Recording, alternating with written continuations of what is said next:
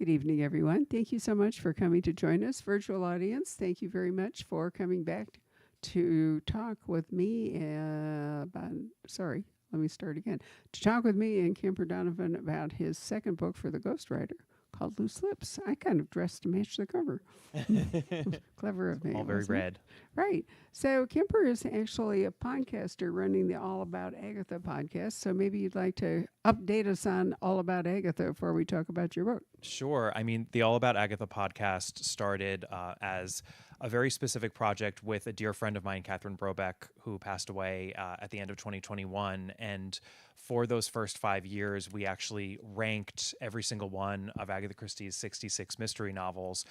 So there was a finite nature to that project, but the podcast has just continued on because there is no dearth of material when it comes to Christie and Christie fandom. And I actually feel like since the podcast started in 2016, there's just been an explosion of interest in Christie and all things Christie related. So I think I could go on with the podcast forever if I wanted to, and maybe I will. So it's very much going strong. I love that. Sorry, I do the Instagram for the bookstore, so at some point I have to get your photos. So we can It's all in the service of books. One of the things that you're right, that interest in Agatha Christie not only doesn't flag but seems to grow.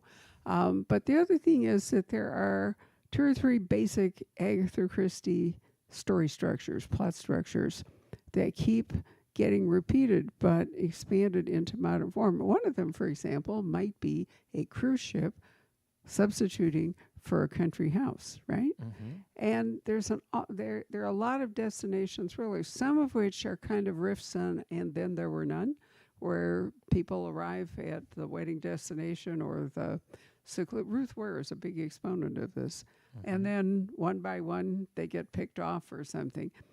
And there's a big variation on the country house murder, which basically just means that there's a relatively close space with the suspects for the crime inside it and the sleuth either inside it from the beginning or called in. Sure. But the idea in that close circle is that it's not porous, and therefore the detective and the reader has a reasonable shot at solving the crime. And with Christie, part of it was that the reader was like a mind game, right? Whether the reader could use all the clues and get to the conclusion before. Now, she did write in The Murder of Dr. Ackroyd. Is it Ackroyd? Roger Ackroyd. Roger Mm-hmm. Ackroyd, thank you. Roger Ackroyd. An unreliable narrator mystery, which, we've now had umpteen variations on since Gone Girl. She wrote historical mystery. She wrote romance under another name. Mm-hmm. So, but don't you think that, to a great degree, modern crime fiction is recycling much of the Christie storytelling structure?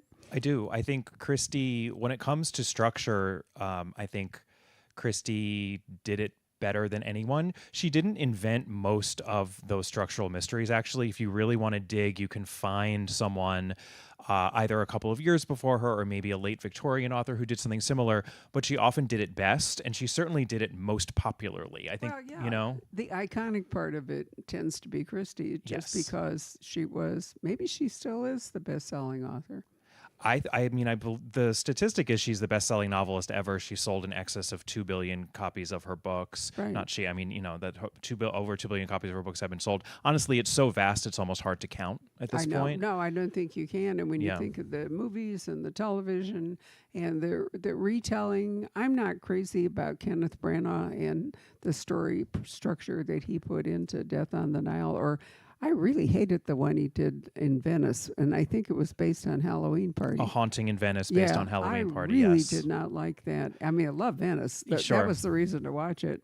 Thank God for drone cameras. You get the most gorgeous photography now of places. So sometimes, even if you don't love the movie, if you like Venice, this was like we're sitting through it for that. So, sometimes people are varying the Christie stories in a more modern telling. Oh, right? absolutely. I think it's variations on the same tune for sure. I mean, I call them Christie's transportation novels, which I see even as a subset of her traveling novels overall. So you've got the trains, planes, and boat novels, right? Murder on the Orient Express, The Mystery of the Blue Train, those are both on trains. Death in the Clouds is on a plane, and then you have Death on the Nile, of course, in a boat. And my book, The Loose Lips, is very much referencing Death on the Nile, both as to plot and even characters. There are some later plot developments and allusions that I make, not just to the text, but specifically in one case even to the 1978 Peter Ustinov film adaptation of Death on the Nile, which is one of my favorite, perhaps my very favorite Christie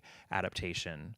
Who could of resist all. Peter Ustinov? Come on. And Mia Farrow and Angela Lansbury and Betty Davis and Maggie Smith and Olivia Now, Hussey. I've actually been there. I have actually stayed in Aswan. I've stayed. Oh, at wow. I know. Been to Elephant's Isle. You can't go down the Nile anymore to the cataracts. You have to go to Abu Simbel and take a boat, a river boat.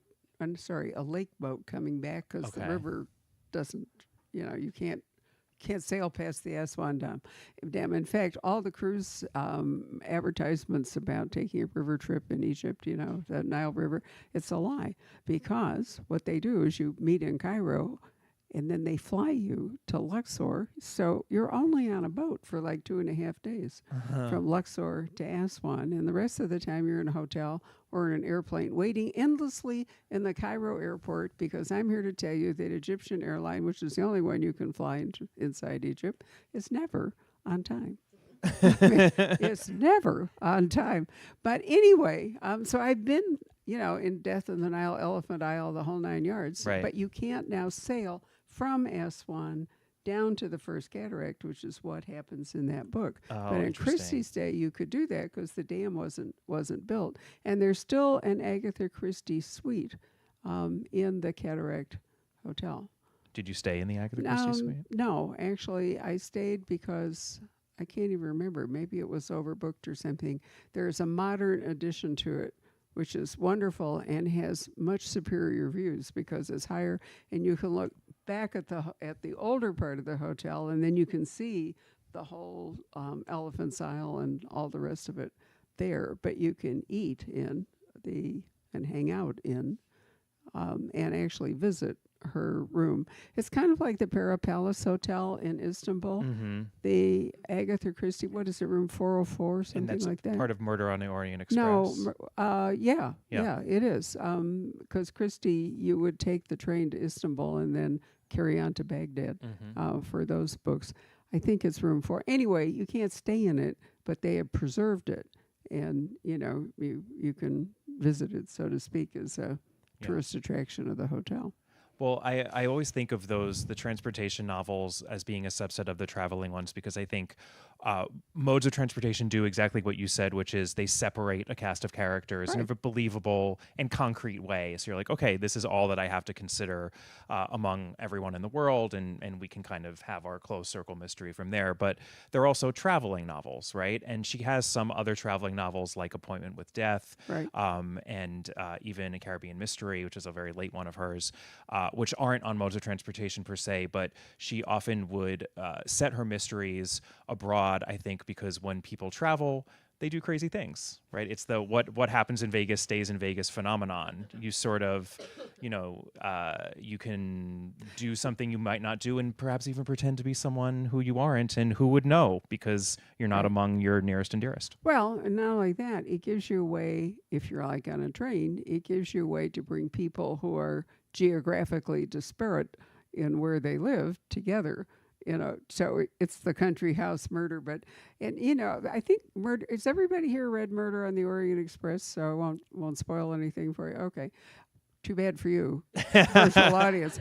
But I mean, the idea of that structure is to bring a whole group of people in, and then through the work of the detective and often a second murder, you get to identify which of those people that you've brought together is the killer.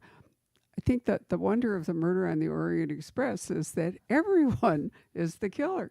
And so she turned it. I mean, that's what I think is so clever about it, is somewhat implausible. Well, but anyway, the point is that everybody on the train is a participant in murder. And she manages to make it plausible, which is, I mean, Christie, no one's better at the big hook to open up a mystery than Christie. That's one of them. Probably my favorite, though, is A Murder is Announced, which is someone announcing a murder in a newspaper, saying at this time on this day, there will be a murder at this person's house. And by the end of the book, there is a believable reason for why that happened. And there was indeed a murder. You know, the murder that was announced does happen, and then it is solved, and it is satisfying and believable.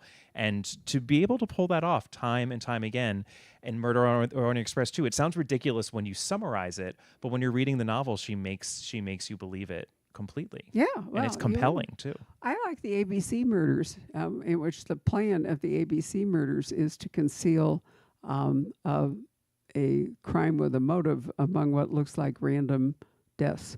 So I think they get as far as A, B, and C, and then you work it out. So, you know, it's a great structure. And then my friend John Sanford, you know, thriller writer par excellence, actually took that and used it in one of his Virgil and thrillers. And he got it wrong. And I said to him, John, I said, it has to be concealed. You can't make it this, you tipped your hand too early and all. And I said, didn't you understand that when you read it? No, he said, I never read the Orient Express. And I said, well, you know, you completely give it away. And he said, well, it's too late to go back and rewrite it. Oh, that's funny. But I mean, but the point is that she did it so well, and he took that similar idea of what looks like random killings, only you wind up with one, you know, being intentional. The real, yes. Right. Intentional and rational. You think you're dealing with a serial killer, and then there is a rational, classic, sort of, you know, golden age detective fiction reason for the killing. Yeah, that falls under the 4 L's, the lust, loathing, lucre, and love. And it turns out that was a TV movie. I'm pretty sure, the ABC Murders, because I remember watching it. It was definitely made the David Suchet Poirot series. Was it for that sure. one? Oh, yeah. Okay. Well, anyway, I remember seeing it and thought, it's amazing how well they hold up. Yep. And David Suchet, be still my heart. Right? And Miss Marple, still my favorite was Jane Hickson.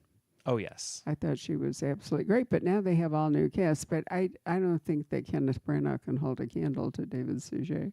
You know, he's way too Shakespearean for Christie, I think. I agree with you, but I'm never mad when a new Christie adaptation is made and can find new people, and then we can just argue about it. And it gives me another excuse to bring up Peter Ustinov and David Suchet, and but yes, he's doing something different. I actually don't mind the mustache. I like that we have a ridiculous, huge mustache finally, because it seems like that might actually be what the mustache looks like. So based do you on know that I danced with David Suchet?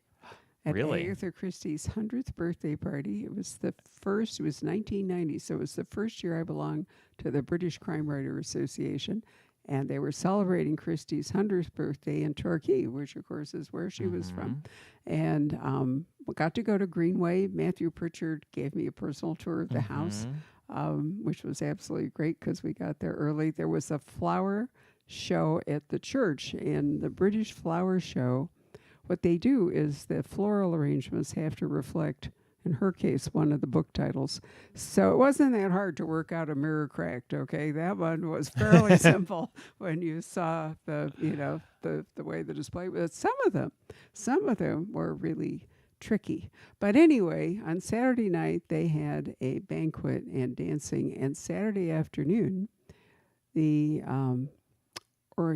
people that run the Orient Express ran a special version, a 3-car version of the Orient Express from London down to Torquay. And in one car was David Suchet, and in the other car was Joan Hickson. So we all trooped down to the little train station, you know, which is basically kind of an open concrete thing with a bridge. And we're all looking down on the train when it pulls in with the old cars and the whole bit. And the door opens on one, and David Suchet steps out. And the door opens in the other, and Joan Hickson steps out. David Suchet whips a bouquet of flowers around from behind his back, walks to Joan Hickson, bows over her hand, and says, "At last, we meet." It was. I have a photo of it. It's absolutely magical. Yeah. You know. But anyway, at the banquet that night, I got to dance with him, and he's roughly my size. So I think he asked me to dance in part because he didn't have to. Didn't have to look up. But he was so charming and super light on his feet. So anyway, I know it was wonderful. That's really lovely, and much better than, there was an earlier meeting of Miss Marple and Monsieur Poirot in actually the Alphabet Murders, which was a 60s adaptation of the ABC Murders that was not very faithful and is not very beloved. And Margaret Rutherford actually has a little cameo in that movie as Miss Marple, and the two of them just sort of look at each other and then go their separate ways. Well. But this was much more on point, I think. This was for the fans. Margaret Rutherford was always Margaret Rutherford. It never really Yes. was Marple, but it was sort of like Peter Ustinov. You had to love it for Margaret Rutherford. Margaret Rutherford, because Right. she's so charming, And right? then we haven't, and then we'll move on to Kemper's actually. We haven't even talked about the Christie plays, The Mousetrap, for example, which she gave to her grandson, Matthew Pritchard, so he was set for life.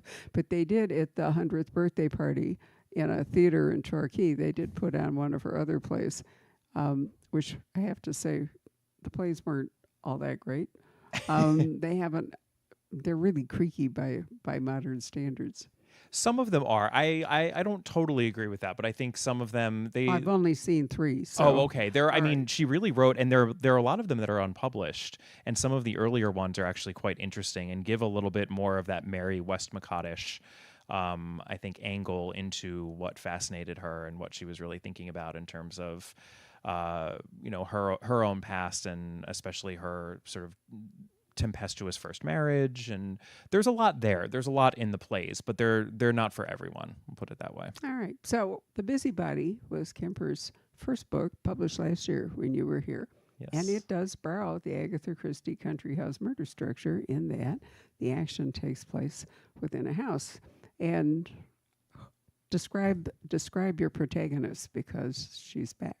Yes. So my protagonist is the sidekick. I've written in a lot of homages to Agatha Christie and to classic detective fiction in these books. And in my first book, in The Busybody, which is now out in paperback also, I should mention, my first person narrator is the sidekick of the story, which is also very traditional. So think Watson, think Hastings, who are narrating the story. And she teams up with a detective at a country estate, and they have their traditional in structure but contemporary in tone mystery. Mm-hmm. And in the second book, I've taken that sidekick character and I've put her in an entirely different setting with an entirely different detective. So she is now on a cruise ship. The entirety of the book takes place on a cruise in the Atlantic, and she ends up eventually teaming up with the ship's locum physician, which is just a fancy way of saying the doctor on board. And they investigate together when a murder, and in fact a series of murders, takes place on board. Right. So when you say a cruise on the Atlantic, you realize that's kind of an oxymoron. And that cruises rarely, are you really talking about a crossing like the Queen Elizabeth or the Queen Mary or something? It's a very strange sort of a cruise. So Okay. this is a literary cruise. It's called the Get Lit cruise, and it's the mastermind of a very 21st century writer who's a little bit of a mashup of Elizabeth Gilbert, Glennon Doyle, Tara Westover. There's a little bit of Rachel Hollis in there, if any of those references work for you. And she has gathered together a bunch of her writer friends who are going to be lecturing on various genres. So young adult, poetry, memoir, mystery, and they're lecturing to a group of paying passengers, all of whom are women. So this is a boat of about 300 women. All the instructors are women. The ship's captain is a woman. The ship's doctor is a woman.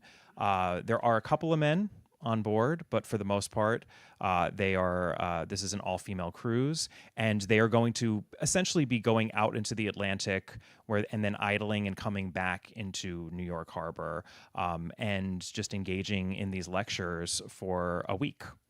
And naturally, things go a little bit awry a couple days in. And Of course they do. Of course they do. Naturally. But I mean, Yeah. if you were on a regular cruise, you would be stopping at various destinations. Sure. But the whole point of this one is to stay on the enclosed ship rather than Yes. getting off in Barbados, for Yes. example, right? Yes. Yeah, I think it sounded like fun. I mean, I liked your setup. I thought the cruise sounded really promising. I was on a mini version of that on the Queen Elizabeth II when Mary Higgins Clark and I and somebody else, I can't remember, each did a lecture. But it was just part of the daily, Right. besides, there were lots more than there were other 300 things going on. passengers. Yeah. Well, and that it's also sending up a bit these sort of literary experiences that people now do, I think, a lot more of, or I'm sure they always have, but you could do a Gone Girl cruise down the Danube for a while. Ellen Hildebrand has these literary getaways on her island where she invites people up. So it's one of those things where it's meet your heroes in person, get to interact with them, rub shoulders in this enclosed setting, and go home and tell all your friends about it. Right. I can tell you there's an Outlander cruise in the spring from Budapest to, I don't remember if they go all the way to Amsterdam, because we provide books for Diana to do that, do that trip. So it is, they get to, as you say, rub shoulders. There's probably a couple of talks, stuff like that. Every once in a while on a cruise, when they're desperate for entertainment, I wind up doing an hour's talk, about crime fiction or what's going on in the book world or something. I mean, I could do it unrehearst at any moment. So as we are bear witness to on a regular basis. Right. So I mean, it is fun, but in order to keep your country house structure correct, you do have to make it just a voyage out into the Atlantic. The reason I laugh about the Atlantic is it's a really unfriendly ocean. And so, you'd rather be in the Caribbean or the Pacific or somewhere, maybe the Mediterranean, which doesn't have the storm potential and all that the Atlantic does. But there we go. Actually, there are cruises from San Diego and I think Galveston in Texas, I think it is, where you can do like a little 3 or 4 day cruise just to be on the boat. They don't stop. They just go out and around. Yeah, that's sort of a deal. Yeah, that kind of a deal. So, you really like this ghostwriter as a Watson kind of a person? Yeah, she's filling the Watson. Does she actually have a name, or do we just call her the ghostwriter all the time? Well, so in the first book, in The Busybody, I did not name her. She went nameless for the entire book, which was a little bit of my Rebecca, a la Daphne du Maurier's Rebecca. She very famously didn't name her first person female narrator in that novel. I always loved that novel growing up, and it just felt right because it felt like this character didn't want to be named. She was sort of holding everything close to her, and the name never came to me. So I just decided to lean into that. And it was fun. It was fun to get around the awkwardness of that in the first book. But this is a 3-book series at minimum. So for the second book, I kind of decided enough is enough, and that I had to, at least for ease of reference and my own sanity, give her a name.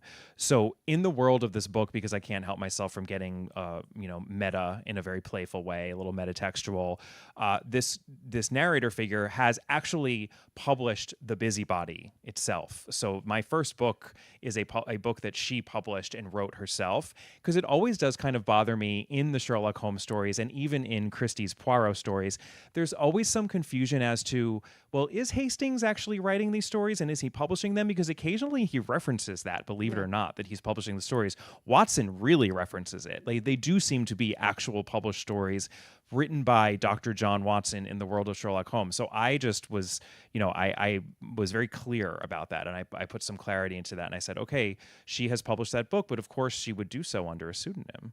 So I gave her a pseudonym, and that is what she goes by for this book and what she will go by for the rest of the series. It's still not her real name, but the pseudonym is Belle Kerr, which is a cheeky inversion of Kerr Bell, which was Charlotte Bronte's very famous pseudonym when she published Jane Eyre. And that is a book that is the ghostwriter's probably favorite novel. It's always been one of my favorite novels. Most people, I think, reading mysteries or any books have knowledge of Jane Eyre and hopefully a love of Jane Eyre. So it just, I liked that reference when I was coming up with the name. Why not? Yeah. Do you ever read Sarah Caldwell's absolutely astonishing books? I haven't. I'm aware of them enough to be ashamed that I haven't. You will truly, absolutely love them. There are only 4. Tragically, she died. But what she did, they're set within London's legal community. So solicitors inside the temple, and actually the one that the siren sang of murder was, I think, in many ways her best. But her narrator is called Hilary, and Hilary is an Oxford don teaching law. Hilary in England, and I suspect, is in fact a unisex name. So you never know throughout all 4 books. You never know if Hillary is a he or a she. Ah, that's interesting. It really is. She never uses a gender pronoun, which is hard to do when you think about it. You really have to work at it. Yep. Not to, so that's another, I thought, sort of fun thing to do. Well, and funnily enough, I actually got some reaction from people in the Busybody because a lot of people read it and weren't sure what gender she was. I do make it clear that she's a woman, but I remember one early note I got back was maybe you should make it not clear, and I was like, and I sort of made for my own reasons I didn't go there, but it's an interesting idea. It is an interesting idea, but I think it's also a lot of work never to actually have to say or never be able to say he or she when you're tagging dialogue or anything. It took a lot of effort to get away with it. Yeah, those are wonderful books. If you like Agatha Christie, I cannot recommend. Caudwell, Caudwell. Sarah Caudwell. Yeah, thus was Adonis murdered. It's on my to-be read. Well, don't wait any longer. Thus was Adonis murdered is the first one. And the Siren Sanger murder is the third one, and the one that won the Anthony Award and so forth. And then she wrote one more. But Random House just reissued all of them. That's what I bought. I bought the reissue, and I just heard they're absolutely delightful. Fabulous. Too. Yeah, they really are. Okay. They're not. You have to be reasonably able to do Brit speak, because we are 2 nations divided by a common language, for sure. So you can't read them you can read them, but it's a lot more work if you don't have some understanding of British English as opposed to American English. If you've watched a fair amount of PBS and A&E and BBC. Or if you read Agatha Christie, for example, you could do it that way. Yeah. So what else would you like to say about, why do you call it Loose Lips? So Loose Lips hopefully will bring a phrase to many people's minds, and if not, I have included a sinking ship on the cover. Loose Lips sink ships. Was that a World War I or a World War II or both? I know that it was for sure World War II, but now that you're asking, it could have been. Because there were submarines by World War I. Oh, absolutely. Yeah. Anyway, but yes, it was a huge thing going along with taking the Official Secrets Act and other stuff that people were constantly told. In both countries, loose lips sink ships. Yep. So I thought it was a playful title, and it was alluding to the setting for the story. And I really did want to set a story on a boat for a long time. Why? Because of my love for those transportation novels of Christie. I mean, it's about Death on the Nile and Murder on the Orient Express. It's such fun to read those books. And I actually just recently, I wrote a piece that's going to come out on the Agatha Christie website, on agathachristie.com, about her transportation novels, because I was really looking into them when I was writing this book, and I realized that she wrote most of them very early on in her career, because I think she kind of moved on from them in that it wasn't as necessary to make her cast of characters travelers, because people were up to a lot of hijinks at home, especially after World War II and beyond. Or during the war. Or even during the war. So she just didn't have to do it. And I think she didn't like to do the same thing twice anyway. She could, she was a genius, so I think she was easily bored. But I love being able to go back and do the things she did in homage to her, and hopefully add something, in a contemporary way. Well, travel in the 1930s was much more romantic and much more, in so many ways than travel after the Second World War. It's really hard to evoke that same sense. Thomas Cook started, when was it? As a result of Britain's interest in Egypt and Egyptologists and all the rest. Thomas Cook started, what was it, like 1860, 70, something like that? The first real travel company. And it was designed to take people, to get British tourists to Egypt, down the Nile, really down the Nile. And then, I couldn't believe it when it went bankrupt a few years ago. But that whole style of travel and so forth really doesn't work anymore. Yeah. Well, for me, it's not even about the glamour or the romanticism. It's just the isolation. I mean, I think that you get that sort of verve out of Yeah. the setting, in a mystery. We're like, okay, there's nowhere to go, even in a setting like mine, which, to be clear, really isn't closed circle technically, because there are 300 people on this ship. It's not like all 300 of them are suspects. So I still had to have a closed circle within a closed circle in a weird way, because I'm not going to go through all 300 people on this boat. But just the boat setting itself is, I think, evocative enough and isolated and claustrophobic enough to be fun, hopefully to read. It was certainly fun to write. So you've mentioned that there will be another book, Yes. at least 3 books. So do you have a sort of structure in mind for the next book? I do. I'm almost done, actually, with the 3rd book. And believe it or not, the setting of the 3rd book is very close to here. It is northern Arizona and southern Utah. Ooh. It is the Southwest. Okay. You going to one of the travel lodges or one of the canyons? I'm not going to a travel lodge. In a way, it's a little bit of a return to the first book. It is technically it's a house. There is a house, but it's I'm hoping, at least, it's very evocative of this landscape, because every time I come here, it's a place that is just unmistakably itself. Mm-hmm. And I think those make some of the best settings. And I had wanted for a while to set something here in the Southwest, and my ghostwriter character originally comes from the Southwest, so this is a little bit of a return home, or at least a return to her origins. And I have a little bit of a series-long character intrigue happening with her, just sort of lightly in the background, which will be coming not to a complete close, but hopefully to a little bit of a satisfying resolution to give the 3 books a nice arc to them, with the possibility of doing more. Should that make sense? Right. So, when I said travel lodge, I was really thinking about, various luxury camps or outdoor camps or glamping or, any of that stuff. Phantom Ranch, I think, is closed right now at the bottom of the Grand Canyon, isn't it? They've been forced to... and you notice that REI decided to give up on its, they had some kind of a outdoor experience thing, and part of it was, in fact, to take people down there. So I figured that there was some correlation between the Phantom Ranch being at the bottom of the canyon closed now for quite a while, and REI deciding that it was too expensive to maintain these. But the guy that really got all that going was Fred Harvey.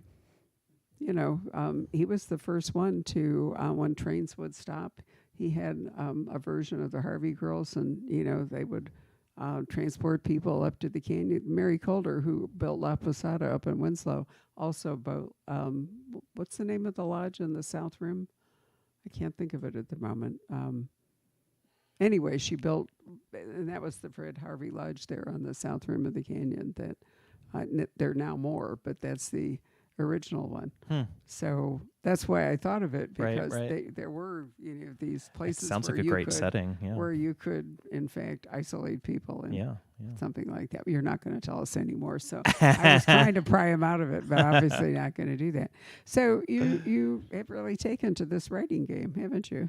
I have. I've been enjoying writing this series, and I always wanted to write a series as well, because I've so loved Poirot and Miss Marple.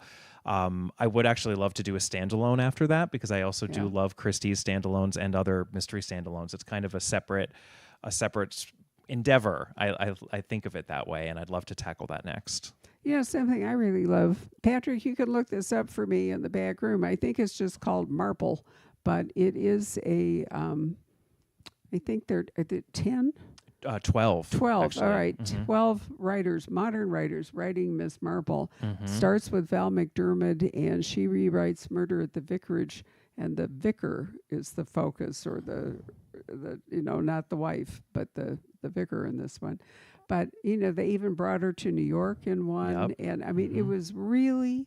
So I thought it was really clever. Yes. I was surprised at how versatile the stories were, but still felt Christie, So would you have any interest in doing something like that? Oh, I would, and believe me, the editor of all of the Christie content over in the UK is very aware of my interest. Perhaps a little too aware. But no, you could do a Poirot. I mean, if you don't want to do a Marple, because that's been done. Yes. Well, Sophie Hannah does the Poirot continuation novels, and they haven't done a short story collection of the Poirots. I don't know, and I'm not being coy here. I have no idea what they're actually going to do, but they may. There was I standing. The picture, if we could only go back, holding Death on the Nile. Oh, really? In front of the Nile. Oh, that's funny.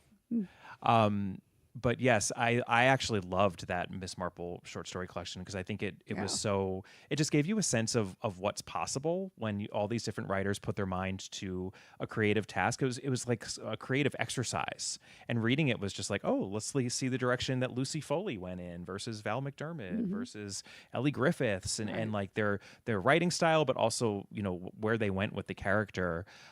Just the breadth, I think, of possibility was almost moving in a weird way. Like I was kind of moved as I was reading it, just as as someone who's into writing. So I'd love if they did that with the Poirots as well. I don't know if they will, but I think it would be really fun. Well, you could propose it.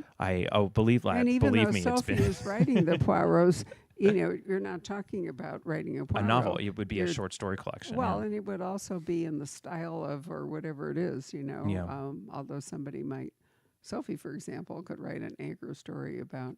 Yeah. Right.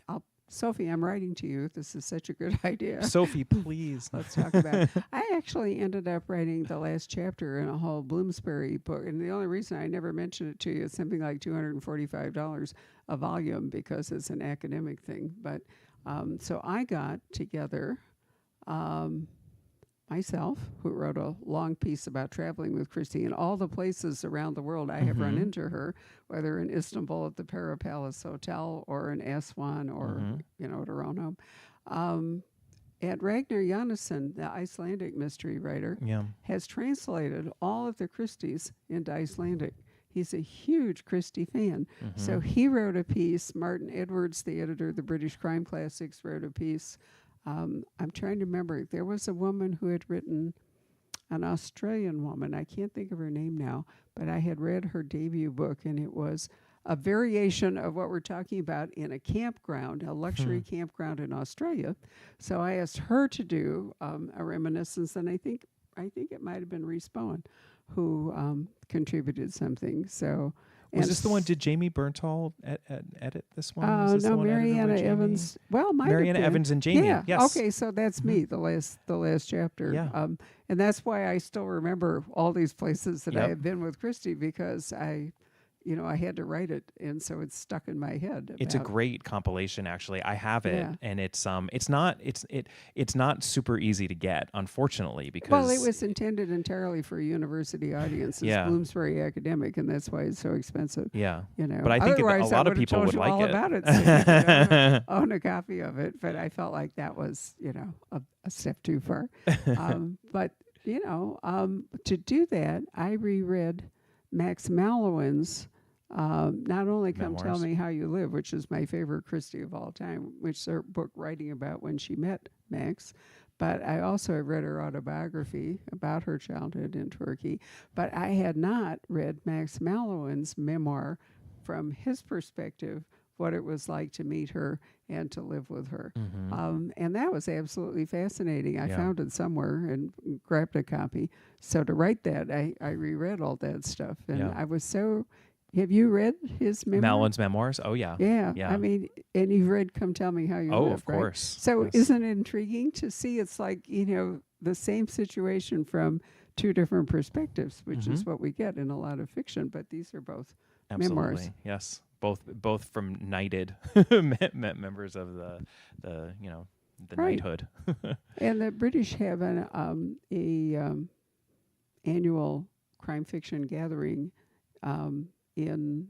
at Harrogate, which is where she was discovered, and they have it in the hotel where they found her after she disappeared. So that was yet another place I had run into her from being in Harrogate. So I mean, it's really weird. If you travel and you're paying any attention, you run into Christie more often than you might imagine. Well, because she traveled a lot. I mean, not many people in 1922 were traveling around the world, circumnavigating the globe. I mean, that was unusual. And she traveled her entire life. I mean, she got around.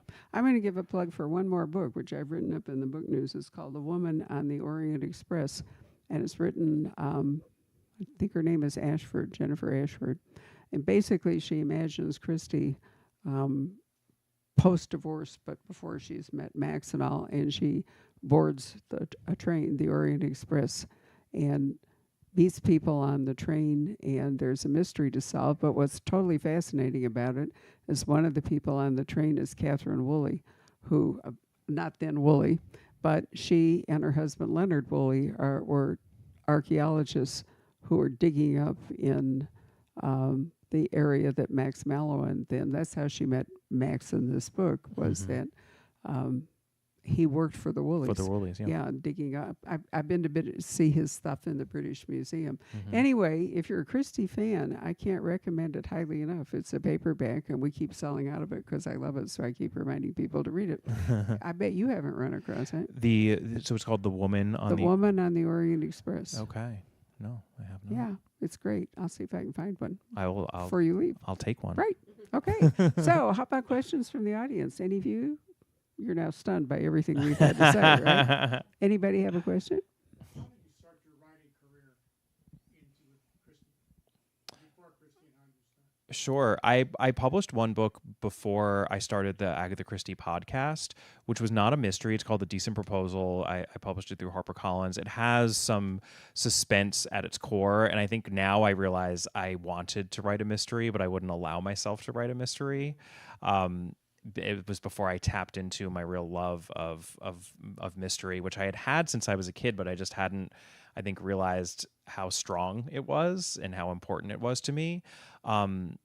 So, you know, I got into writing very gradually, to be honest with you. I went to law school right out of my undergrad, and then I worked in Hollywood for a while as a manager to screenwriters.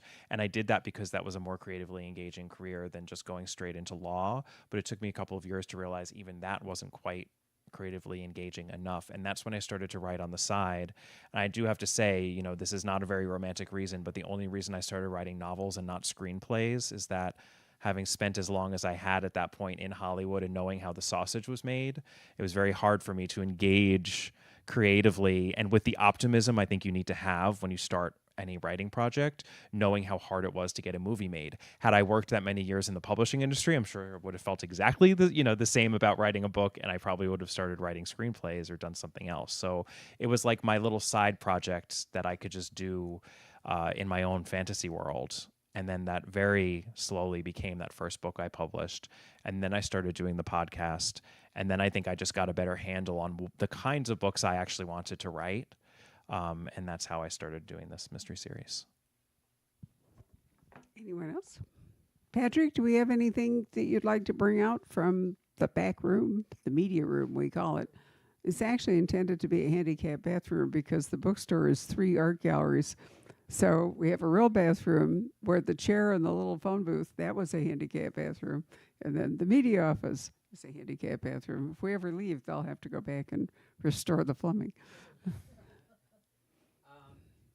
only question that came in was, what do you think explains sort of the enduring appeal of the Agatha Christie type of mystery? What Patrick's question forward is, what explains the enduring appeal of Agatha Christie? You mean Agatha Christie herself, or the kind of mystery that Agatha Christie wrote? Christie herself, but also the kind of mystery. Okay, so 2 parts, right? There's been a real renaissance of that. Yes. Oh my God. I think, I mean, honestly, it's a question I've been trying to answer for the last 8 years and running on this podcast, because I think mystery obviously is very popular, and even classic mystery, this sort of detective fiction from the golden age, tends to have surges in popularity during tougher times. And I think COVID, a lot of people saw during COVID that Agatha Christie started being bought, more so than before. And people talk about the fact that it even came into being between the 2 world wars, when perhaps people were looking for a little bit of solace. To me, that's always struck me, though, as a little bit of a simplistic answer that's not quite giving the genre the credit that it's due, because I think it is literature like any other genre of literature, and I think people read literature and consume it and enjoy it and learn from it for any number of reasons, because books are part of how we live our lives and make sense of our lives, and I don't think there's any reason to be more reductive about mystery than any other genre. So that's one thing. And then Christie herself, I just think is really good at it. She was really good at creating that puzzle-based sort of a mystery, a mystery that is based on layering clues into a story that a reader can actively find so that the reader can figure out who done it along with the fictional protagonist. There's a lot of agency in books like that, which is why they're so satisfying for people to read. And I think Christie was just really good at that structure. And that's really why I think people imitate her and why I don't mind devoting a career, at least partially in imitation of Christie when it comes to structure. I would never try to imitate her voice or, her character work or anything like that, because that's on me to do my job as a writer in my own right. But she, I think, was so good at the structure that, if I'm going to write a whodunit in the modern age, I'd better know exactly what Christie did, because she did it not necessarily first, but she certainly did it best.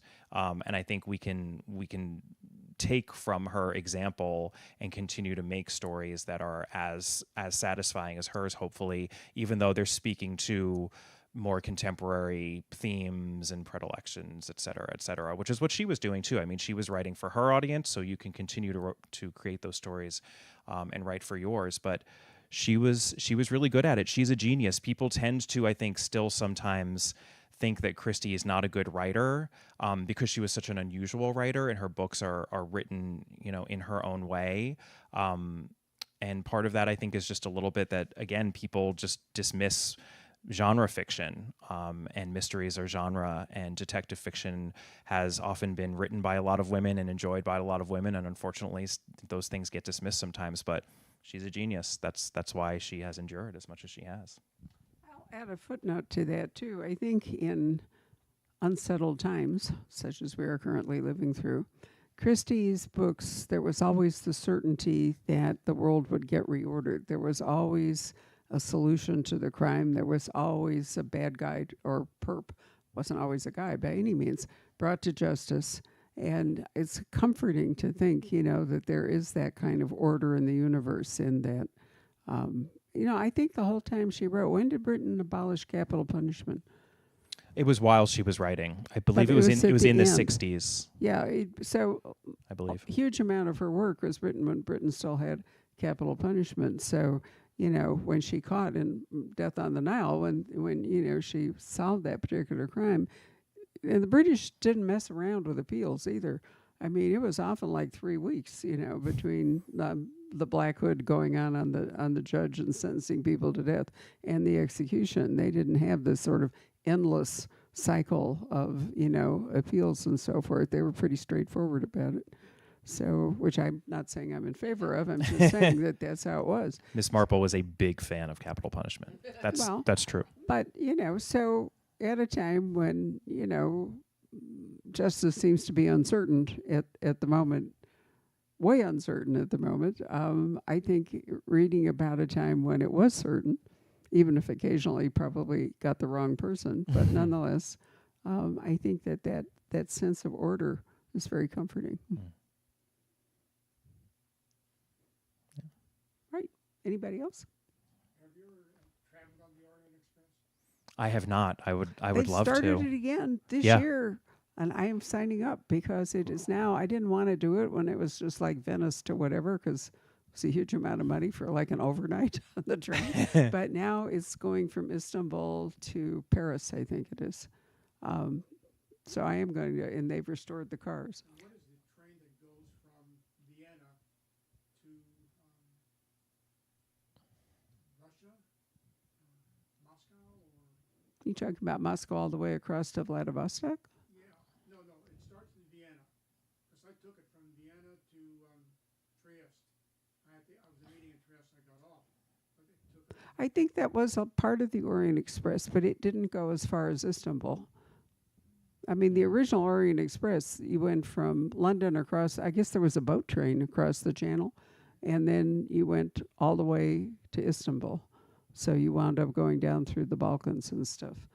So for a long time that hasn't, but Europe has brought back train travel, astonishing train travel, and they've sort of used you could actually do this on a different one, I am dying to take the one from Malaga to Seville. It's not very far. It's a 9-day train trip. So clearly they are stopping Oh, in wow. various places. I have been on Rojos Rail, which goes from Johannesburg to Cape Town, and they modified the old cars. But part of the problem with that is that the tracks are the gauge is different, and so they have to retrofit the old cars with a modern underpinning. And I'm assuming that's what they've had to do to bring the Orient Express back. There are also trains that go around Scotland, and now I understand there is a new train that goes from London to Wales. It's like a 3-day luxury train trip, and also you can now go from Paris to Barcelona, whatever. Anyway, the Europeans have figured out the flying is not all joy, and yay for them. I would just like a train that went from here to Tucson. That would be outstanding. So I think that we might see, more. Yeah. I mean, it's a great opportunity to write more versions of Murder on the Orient Express. It's like a train experience then. Yeah, I mean, it is a they're train. making it like a train yeah, experience. but it's like river trips. I mean, Yeah. Death on the Nile worked because mostly they were on the boat, but I've been on all the European rivers and a Russian one, and you're off the boat every day. Mm-hmm. They pull into Cologne and you're off to spend the day in Cologne, and then, on you go to the next stop. And so it's a nice way to travel, but the point is not just to be on the riverboat, Yeah. it's to be getting off and on. So that doesn't really work for Death on the Nile. Right.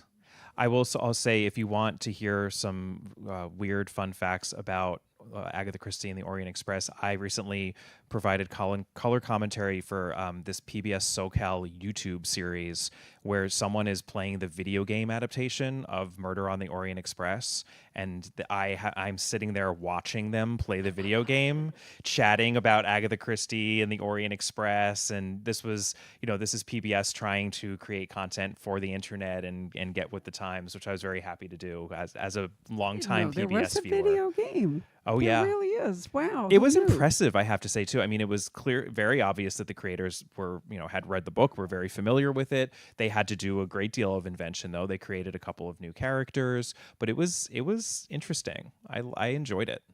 So There again, that's one reason, just think about how she's, the permutations of Christie Oh my into God. all different kinds of storytelling, all different storytelling platforms, video games, movies, Comic television, books, comic books. Yeah. it's not ending audiobooks. anytime soon. It's amazing. Yeah. Absolutely. Oh, audiobooks I'll bet it's huge. There was a new adaptation of The Mysterious Affair at Styles with Peter Dinklage, actually, as Poirot. And it was done, I mean, it's an audiobook, but they're beginning to blur the line. I actually want to do a whole episode on audiobooks of Agatha Christie because they're blurring the lines between radio play and audiobook at this point, because it's so elaborate, the way that it was cast and the Foley machine sounds. And I mean, it was amazing. Yeah, but I'm a child of the radio, Lux Radio Theater and all that stuff. When Yeah. a lot of the storytelling I grew up with was in fact on radio, so it was audio. Yep. And now that's all come back again, with audiobooks Yes. and podcasting and all the rest of it. And in the UK, it never really went away, because one of the interesting things has been, we have a large listenership in the UK for the All About Agatha podcast. And very early on, a lot of English people or British people would contact me and say, why don't you ever talk about the radio plays, the radio play adaptations of Agatha Christie? I was like, we don't talk about them because I've never listened to them. But over there, they listen to them constantly. Really? And there's a big tradition of them. And John Moffat is the voice actor who played Poirot mainly in the 90s, and I think maybe some of the 2000s. And many people there say he's my favorite Poirot. And I did listen to a couple of them finally, and it lends itself to the adaptational process of radio play in a way that TV doesn't necessarily. It's very easy, not easy, but I think you can preserve a lot of a novel as a radio play in a way that I didn't expect. So I understand why it's as beloved. And I think we're catching up on all the audio stuff. I mean, audiobooks at this point are such a huge sort of, I think, piece of the They book are, buying because you pie. can be doing other stuff while you're listening to the story, and I think I think they're great. You know, Yeah. people who knit, people who sew, people Yes. driving, all the rest of it. I know a lot of people who go back and forth from they listen to it while they're doing something, and then when they stop, they pick up the book at the wherever they left and Yes. carry on. And commuters in New York apparently are really big into that. Yes, that's a big thing. I mean, I feel like there should be a term for it. Someone has to invent a term for sort of going. You're Right. reading the book, then you come out of the book and you have it in your ears, and then because it just gets synced up, and then That's right. you don't even have to find your place. And then when you read the book, I'm sure you hear that voice, Yes. in your head. I used to, back when James Lee Burke would tour, we rarely ask authors to read from their books because, I mean, you're going home and read the book. And anyway, I would always ask Jim to at least read a page of one of his books, because unless you heard that Creole voice, unless you got James Lee Burke's voice in your head, you couldn't really, I think, Wouldn't read appreciate it properly. a Dave Robichaux. Yeah. So I do, and in Britain, where variations in accents and all the rest of it is still, even though it's been largely translated into Oxford English today, Sure. but nonetheless, I think they probably really appreciate that, more. Do you know that podcasters are replacing private eyes in crime fiction? Because private eyes don't really have that much to do anymore. There's like Interesting. all internet searches. The gumshoe thing Right. kind of gone away, and an increasing number of The mysteries investigators coming out. The lead character, the investigator, is a podcaster, and that means that almost always it's a cold case. That is the start. Because Right. it's going to be somebody doing podcasts about true crime or something. So instead of a hot case, it often starts with a cold case, and then, Right. of course, it becomes a hot case. Sure. But I find that really interesting, that because the private eye profession that Parker wrote about isn't much of a reality now. Right. And so podcasters, so you could That's going to have to become- be my next series, exactly. obviously. You can become the hero of your own book. Yes. The hell with the ghostwriter. I'll write myself into the series. Well, too bad Anthony would be Horowitz already did it. So That'd be super meta, wouldn't it? yes, it would. Yeah, no, Anthony Horowitz has done that. That's Yeah. very true, and it makes very interesting television. Did you have a question? Going back to the previous question about the popularity, do you think that that's going to change with a lot of those coming out of copyright now that and heading into the public domain? Right. I know you had the one podcast with the Peschels Yes. who were doing their Mhm. literary criticisms, but do you think that things like that I can see would enhance the Christie estate and everything, but do you think that, now there's going to be 17 adaptations of your favorite novel, the Seven Dials mystery coming out Right. once it goes into public domain? I tend to think not, because I think that, and this the Christie novels in the U.S. are slowly coming out of copyright, because I believe it's 95 years, the 95 years from the first date of publication. So at this point, because we're in 2025, it's going to be through 1930. The books in 1930 will be this year. And that's U.S. only. It's definitely not the U.K. The U.K. is different, so they are not coming into the public domain in the U.K., I think, for quite some time. I think it's like 40 or 50 years, actually. Obviously, there are a lot of other territories, too. But I just think if there's that much interest that you're getting annotated editions and, quote-unquote pirated adaptations, potentially theatrical or something. I think there are enough barriers to a televised or a filmic adaptation that I don't think you're all of a sudden going to see like 50, of those sorts of adaptations these days.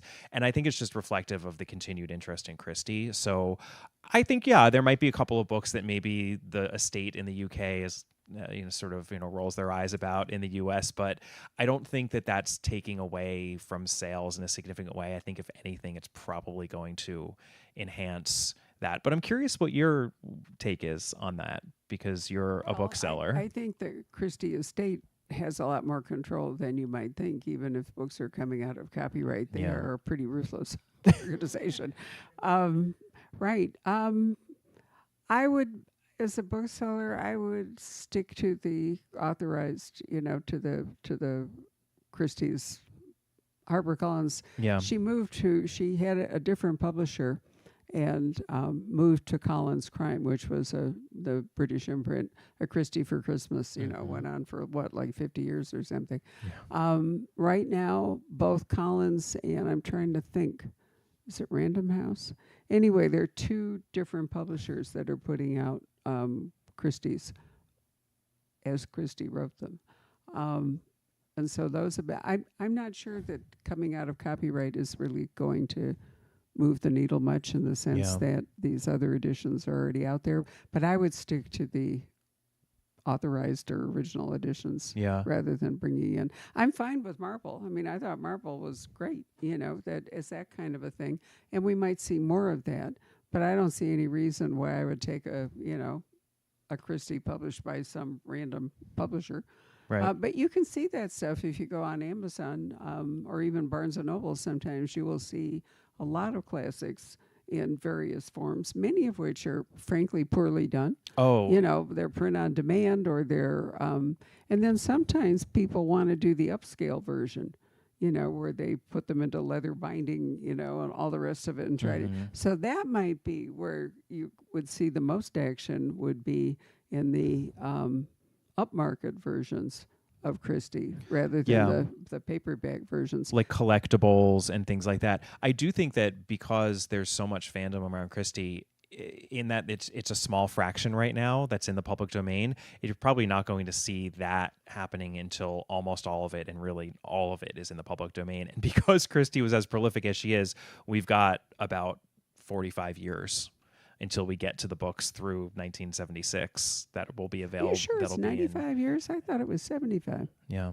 It is 95? Yeah, because I know that the books in the 20s that just came available, and that's why it really just started, because we only just passed the centenary of The Mysterious Affair at Styles. So I think there are extensions. You get like an extension. Exactly. I think that is with the extension, because they extended it as much as they possibly could. Basically, 75 years is. I used to work in the copyright office, and I was a librarian at the Library of Congress, so I kind of thought I remembered that. But there are extensions where you can apply, but I think it's only one. But the Christie people are. They did all the extensions they will try for another one, because they've are really organized and powerful. Yeah, no, I think they maxed it out. That's why I think it is at 95, because they... with an extension. Yeah. I think you're right. Yeah. Well, I want to thank you all for your attention. Thank you very much, virtual audience. I know we've been all over the place, but it's fun to talk about Agatha Christie as well as talking to Kemper. If you'd like to get a book signed or visit with him, please do. And we have sold down to, I think, only a couple of copies of The Busybody in paperback, because it's a really popular paperback, but we have a couple up front. It just came out in paperback, so I'm January. I'm glad this to hear month. that. Yeah. I keep thinking it's February because I'm trying to write the February date. So it's still January. It's still Saturday. Yay. Anyway, thanks very much. Thank you. Thanks for having me.